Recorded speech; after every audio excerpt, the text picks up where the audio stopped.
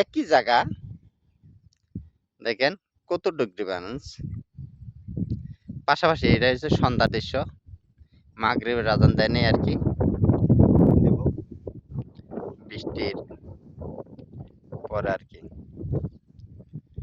আর বিশেষ করে দেখেন এই যে বিড়ালের পাহাড়েও কিন্তু বিড়াল আছে দেখেন।